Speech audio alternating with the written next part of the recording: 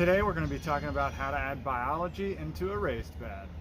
So to get started, I went ahead and already added some composted horse manure into this raised bed and mixed it in with some store-bought bulk compost, which actually was just really bad.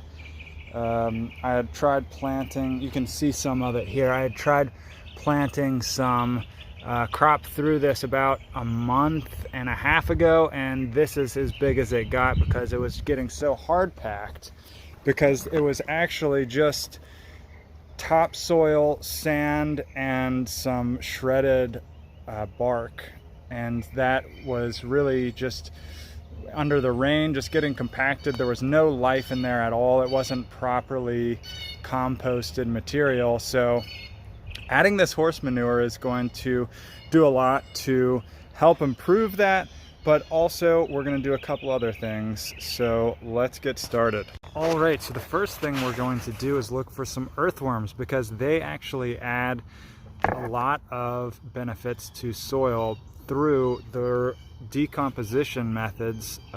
They go through tunneling through the soil, adding aeration for one, but when they are eating that organic matter and the microorganisms, they're also building that, condensing that organic material so that the nutrients are more readily available.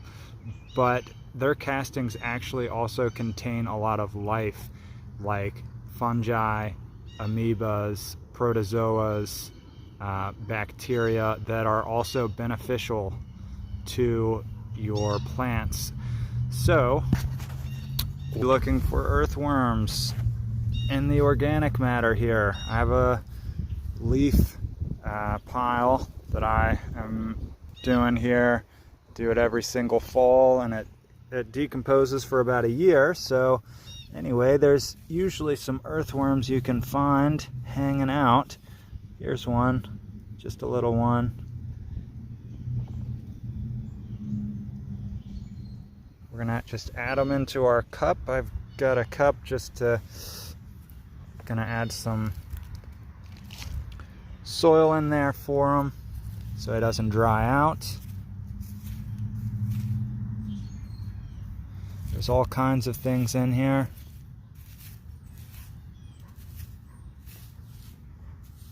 But we are only looking for the earthworms. This is great if you want to get your kids out here, get them digging into some organic matter, get their hands dirty. I know they would love doing that. My kid certainly does.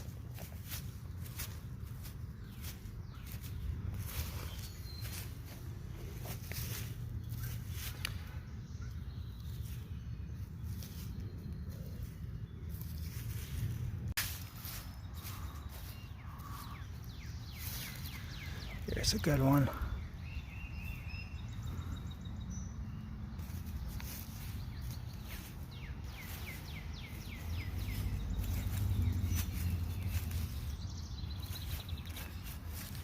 You can see in this area the layers of just rich organic matter from the decomposing leaves. And that is, if you can see, that is just full of fungal life. The other thing we're going to do is we're going to make an extract, a very fungally dominated extract. And to do that, we are going digging again. Not really digging, just kind of scraping back some layers. I'm under this giant chestnut tree, beautiful. We are lucky to have this in our yard.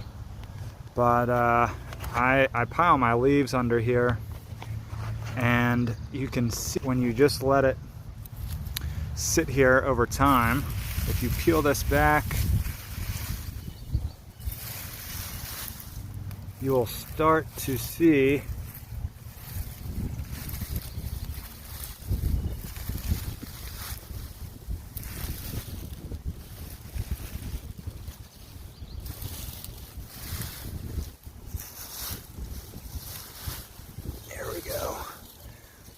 you'll start to see a very fungally dominated soil. I hope you can see that. That is just all fungal threads there. Just lovely. So I'm gonna actually take this and make a compost extract, which is very simple. You'll see. Show you that the structure of that soil just is so good. It has that crumb structure that you really only get when you have life in the soil. And that is what we are trying to achieve in our raised beds as well. Because life in the soil, meaning microorganisms and fungi, that is what makes healthy, disease-resistant plants. And that is what we want. It's not the chemicals, the pesticides, herbicides, fertilizers. That is not what you need to make healthy plants.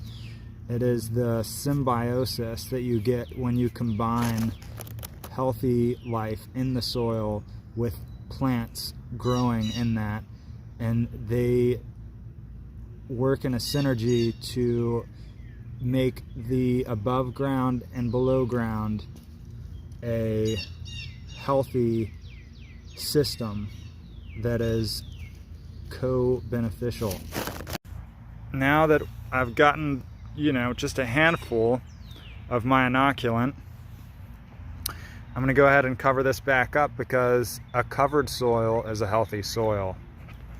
So we do not ever want to leave soil uncovered if we can help it.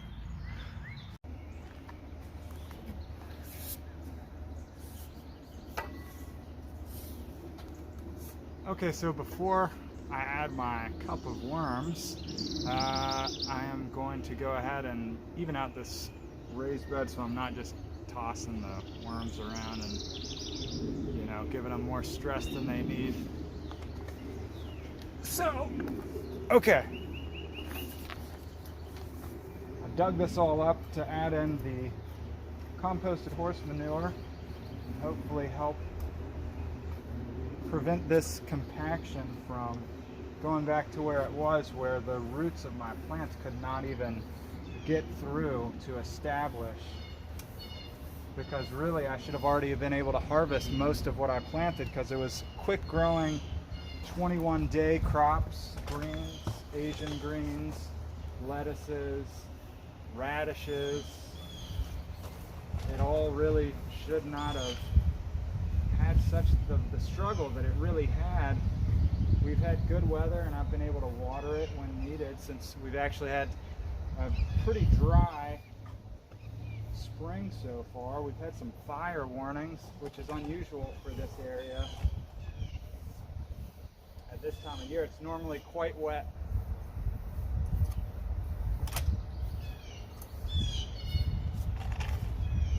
But that's global climate change for you, even in areas where you're used to receiving lots of rainfall. The weather patterns change.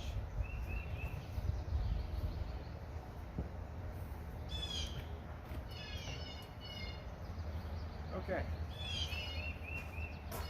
that is looking pretty good. Just have a pretty level seed bed there.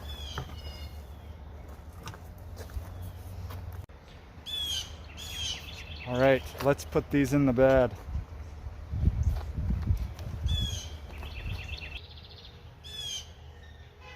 Just cover this up. That beautiful, beautiful inoculant that I'm hoping will spread throughout the bed. We're also going to do an extract and just really get some life back in here.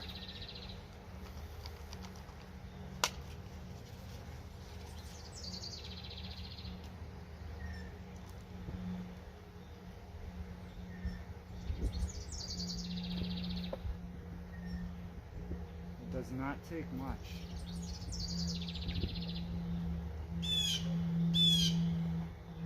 Putting these worms right under the surface as well.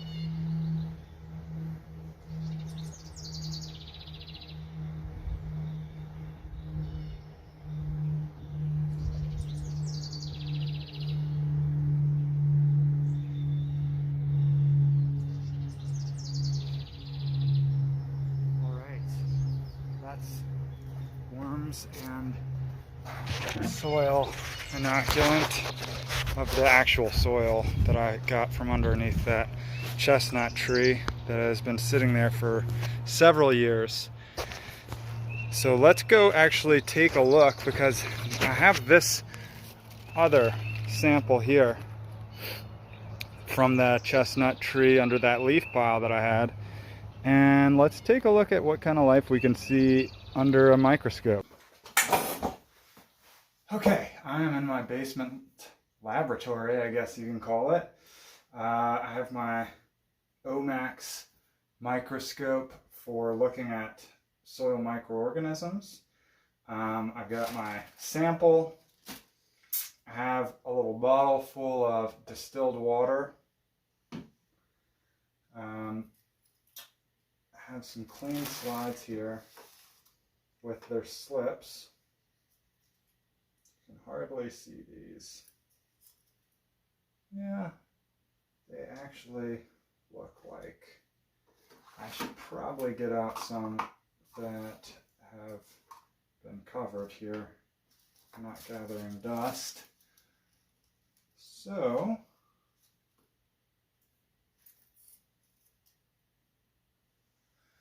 got my, I'm going to set that right here on the corner where I can see it. I'm going to get one of these out before I start mixing.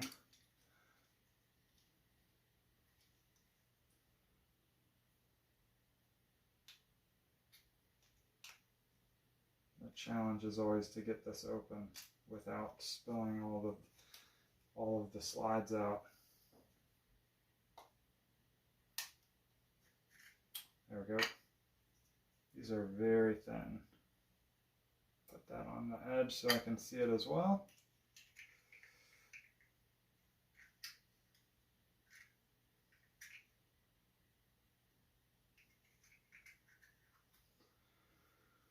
Okay.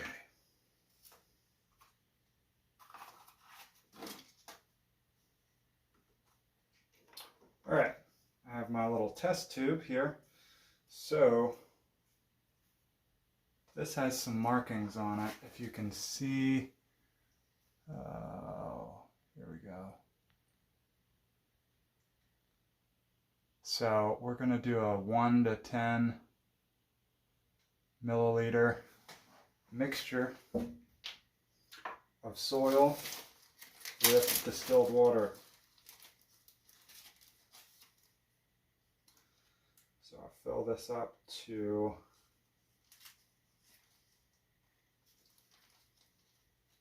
as I spill it all over my workspace. And got way too much. Let's try that again.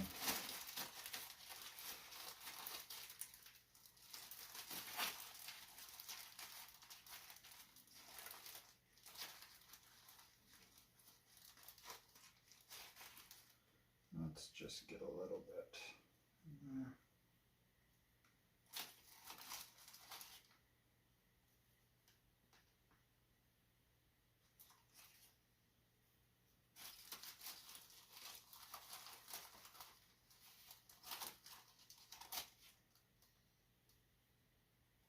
That is just a big glob of leaf, which I don't really want to look at the structure of the leaves right now. I'm trying really to look at the life that's in there.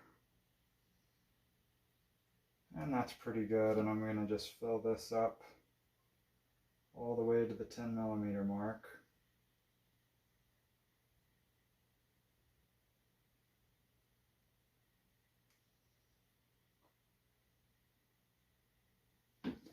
Did I say milliliter? That's what I meant.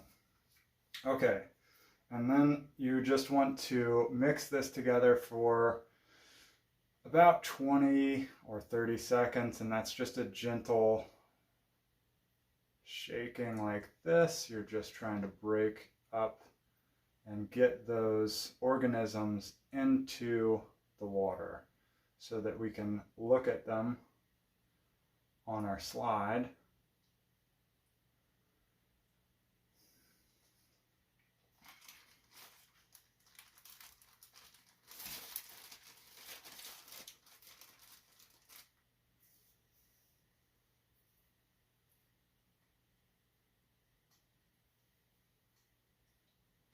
Okay, that's probably plenty enough. So we're going to let that settle just for maybe about 10 seconds. And I have an eyedropper here. I'm going to go ahead and put some water in here and make sure this is cleaned out before I go ahead and try to use it. I don't want anything that maybe had been in a previous sample I was doing, so I'm going to just go ahead and squirt this in and out a couple of times. Get that nice and clean. And that's looking good.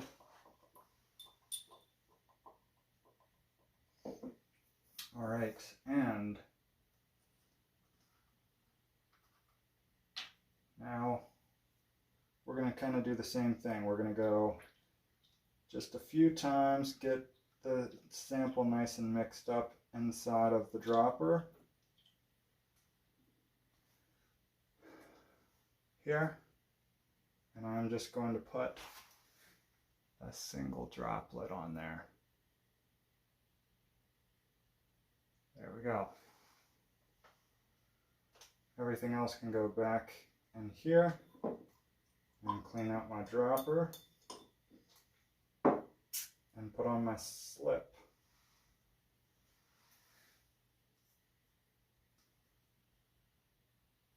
So we're going to want to just kind of spread that, and that should be pretty good. You can see.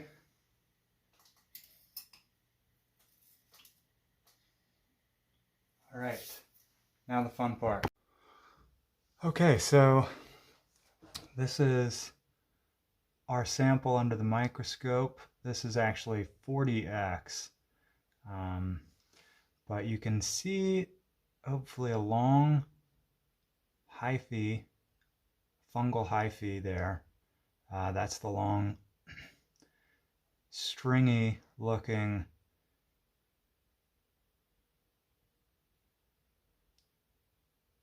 thing. And focus, all those little dots are different bacteria, and we have some really angular minerals you can see, and then there's some kind of colorful organic matter, probably pieces of leaf that got in the sample. So we're just going to move our focus here and see what else we can find here. Lots of bacteria.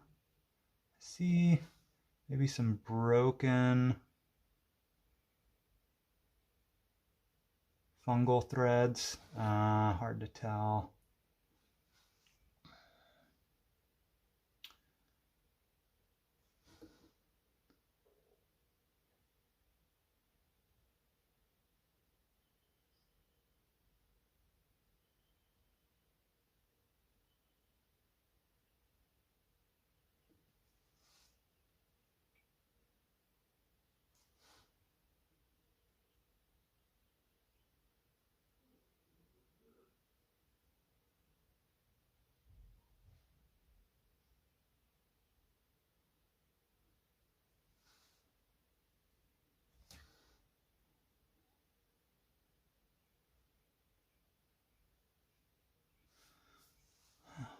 What is this here?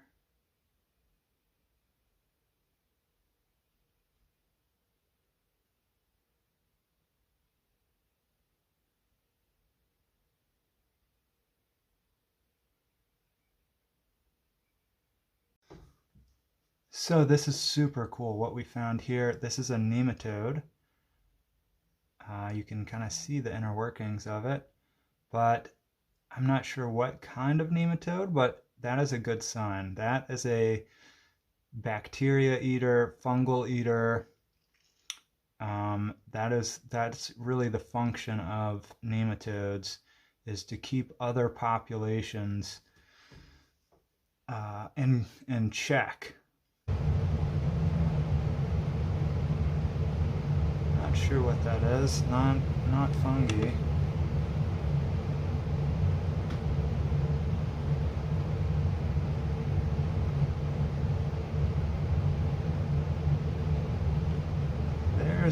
That Looks like it is. Fungal hyphae there.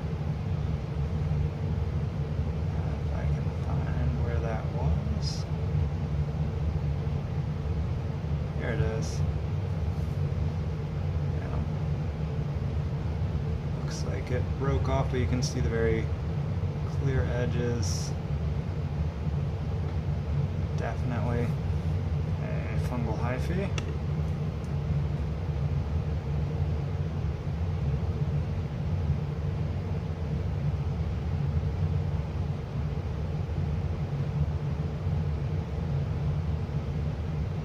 Some organic matter.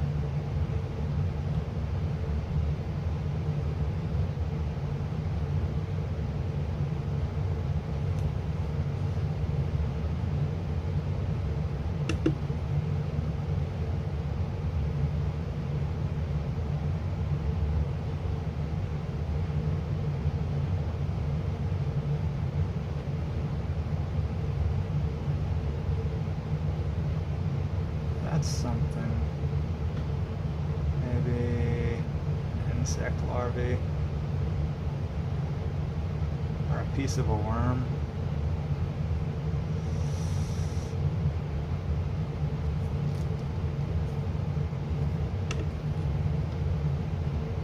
Very small worm.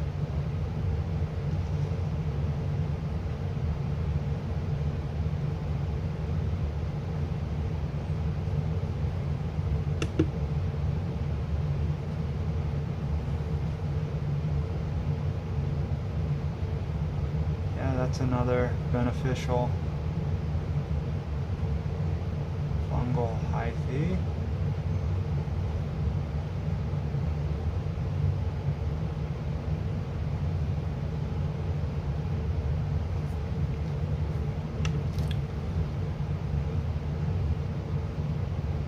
The next thing that you're going to want to do is to extract the life from this sample we got, and we're going to go ahead and put it in this kind of mesh bag. I think I got it like has some swag for something. I don't remember what, but I'm going to put the soil in there, and then we are going to use this rainwater that I've got in this 5-gallon bucket, because if you use tap water, that'll have chlorine and chloramine, which kills the biology. If you don't have access to rainwater or don't have like a catchment, you can also get one of these.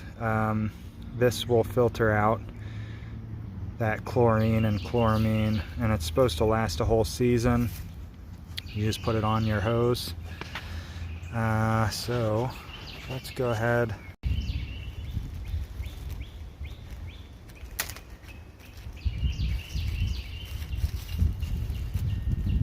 So all we're trying to do here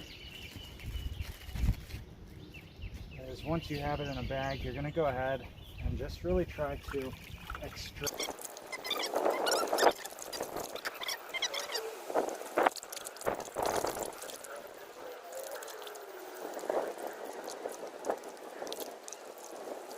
And you could filter this once you're done, but 2 minutes or so is enough, really. And squeeze it out.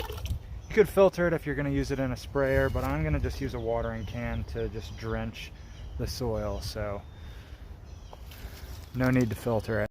I have my mixture. I'm going to just get it into my watering can. If I can do that. Spilling it everywhere, but that's okay because I've got it up on my bed.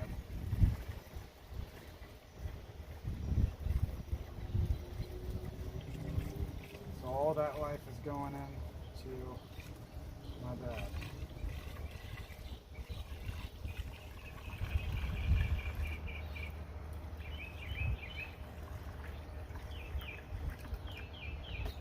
So that's pretty much it. Just water it in. And then you're gonna need to put plants in so that the microorganisms can start to work with the plants, because without plants, the microorganisms will disappear. The soil will dry out. which is why it's important to always have your garden beds covered with plants, with vegetation. So I'm doing some experimentation right now in our back gardens that I'll talk about in another video with doing perennial ground covers.